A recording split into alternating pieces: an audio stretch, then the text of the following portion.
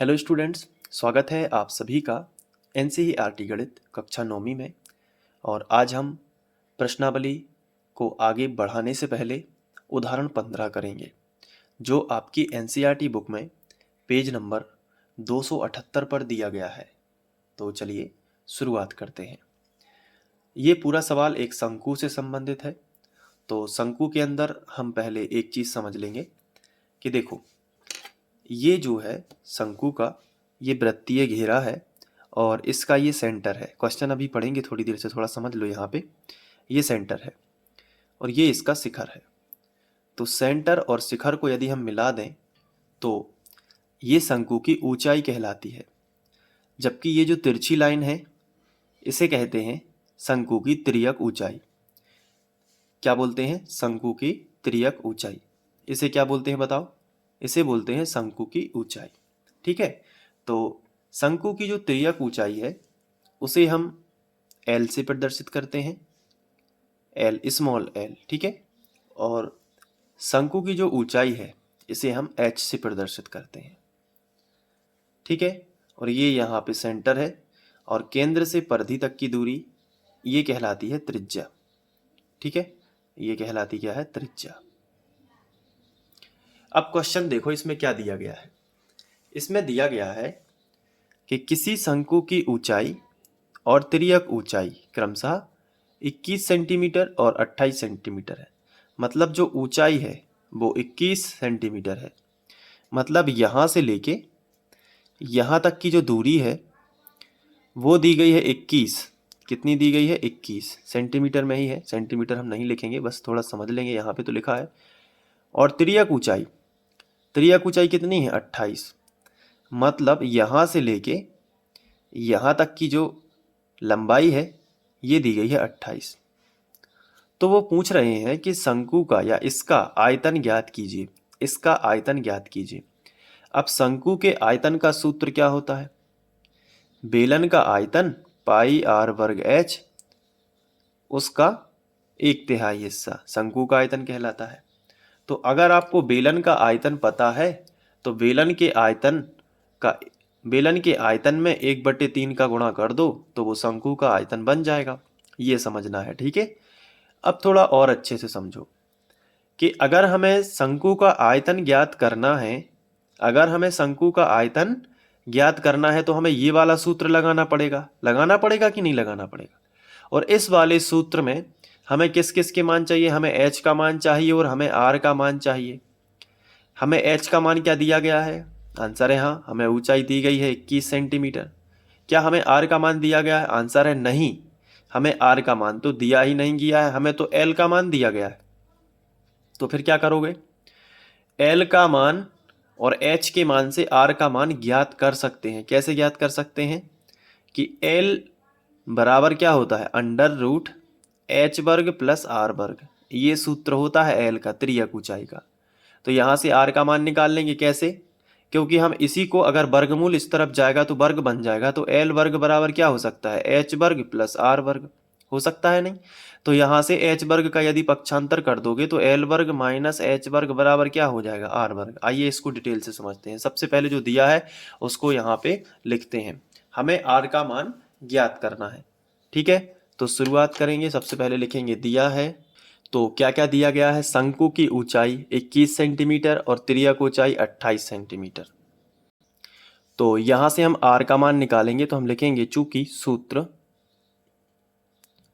क्या होता है? l वर्ग बराबर h वर्ग प्लस r वर्ग, ये सूत्र होता है। तो ये बेसिक सूत्र है, ये आपको याद रखना है। और ये आता कैसे है? असल में मैं आपको बता देता हूँ, ये भी नॉलेज रखिए। ये एक समकोण त्रिभुज है। अगर इस वाले सिरे को A नाम दे दें, इसको B नाम दे दें और इसको C नाम दे दें तो ABC होगा ये। तो यहाँ पे एक समकोण त्रिभुज बनेगा, यहाँ पे समकोण बनेगा। समकोण के सामने की भुजा ये होगी कर्ण, ये होगी लंब और ये होगी आधार। तो ये देखो, कर्ण का वर्ग बराबर लंब का वर्ग और धन आधार का वर्ग, ये बनेगा। तो इसलिए ये फॉर्मूला बनता है। अब L का मान कितना है? 28। तो L की जगह पर कितना रख लो? 28। लेकिन L पर वर्ग है तो 28 पर भी क्या लगा लो? वर्ग।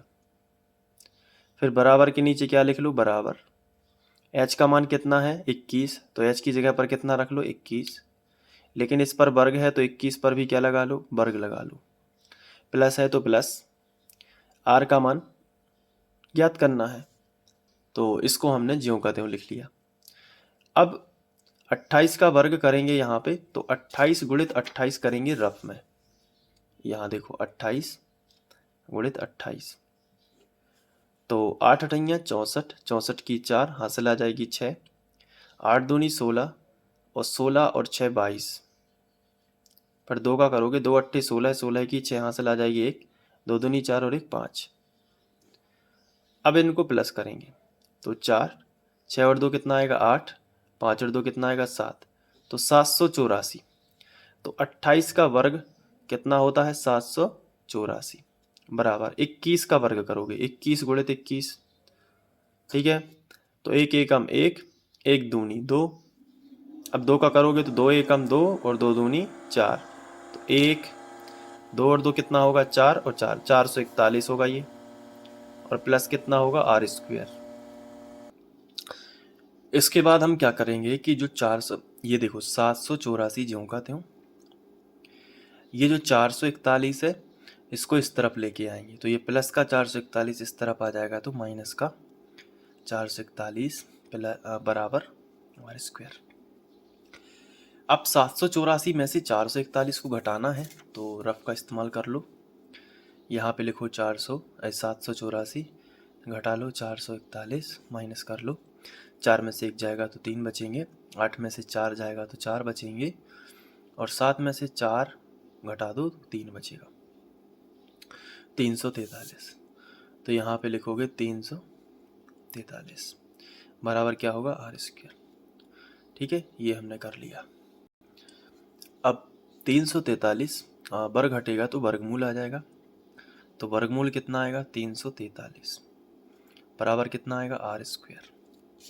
अब देखो 343 के गुणनखंड यदि हम तोड़ें 343 के, तो 7 49, तो 7 7 7, मतलब 7 गुणित 7 गुणित 7 होता है 343, इसको आप याद भी रख सकते हो, 7 गुणित 7 गुणित 7 बराबर कितना होगा आर स्क्वायर। 7 की एक जोड़ी बनेगी, तो उसको बाहर कर दोगे तो 7 हो जाएगा बाहर, अंदर क्या रह जाएगा 7 बराबर कितना होगा आर। ये अब वर्ग नहीं लगाना है क्योंकि वर्ग घटेगा तो वर्गमूल हो गया, तो ये आर का मान आ गया 7√7 सेंटीमीटर। तो इस तरीके से लिख सकते हो कि यह आर बराबर 7√7 सेंटीमीटर, ठीक है। तो अब देखो ध्यान से, आर बराबर ये हो गया, अब आर का मान मिल गया तो हम आयतन निकाल सकते हैं, तो हम आयतन निकालेंगे, इसलिए शंकु का आयतन, शंकु का आयतन क्या होता है 1/3 पाई आर वर्ग एच, यानी बेलन का आयतन में 1/3 का गुणा कर दो तो शंकु का आयतन बनता है 1/3, पाई का मान कितना होता है 22/7, आर वर्ग है मतलब 7√7 गुणित 7√7, आर वर्ग है क्योंकि मतलब आर वर्ग मतलब 2 बार गुणा होगा, और गुणित एच, एच कितना दिया गया था क्वेश्चन में 21 सेंटीमीटर। चलो अब देखो ध्यान से, 7 से 7 कैंसिल होंगे कि नहीं, √7 और √7, पहले इसको देखो 1/3 गुणित 22, √7 से 7 बाहर निकलेंगे और उस 7 का गुणा 7 में होगा, देखो यहाँ पे √7, तो जब एक सी संख्या करणी में है तो उसमें से वो संख्या बाहर निकलेगी, क्योंकि हम इन्हें एक साथ करणी में लिख सकते हैं 7 गुणित 7, इसका मतलब 7 की जोड़ी बनेगी तो 7 बाहर आएगा, तो इसे हम लिखेंगे 7, ठीक है। इन दोनों का उत्तर, इन दोनों का गुणा होगा तो 7 बाहर आएगा, लेकिन एक 7 और है जो कि पूरा 7 है बिना करणी वाला, तो वो गुणा में हो जाएगा और गुणित कितना होगा 21। अब देखो यहाँ पे 30 आते 21, ये आ गया, तो 22 गुणित, अब 3 बार 7 है तो इसे हम 343 लिखेंगे, क्योंकि अभी तो हमने सीखा है 343 3 बार 7 हो, तो इसे हम लिखेंगे 343। अब 22 का गुणा करेंगे 343 में, 343 गुणित 22, पहले 2 का कर लो, 2 तिया 6, 2 चौके 8 और 2 तिया 6, 2 का कर लो, वही आएगा 686, ऐड कर लो, 6, 8 से 14 की 4 हासिल आ जाएगी 1, 8 से 14 और 1 15 की 5 हासिल आ जाएगी 1, 7, 6 और 1 7, 75 76, 75 46, ठीक है, सेंटीमीटर घन। तो इसको हम लिख सकते हैं सेंटीमीटर घन। तो ये हो जाएगा आयतन। तो इस तरीके से आपको इसे सॉल्व कर लेना है। तो ये जो है उदाहरण 15 हो जाएगा। तो नोट करके अच्छे से प्रैक्टिस कर लो। Thank you.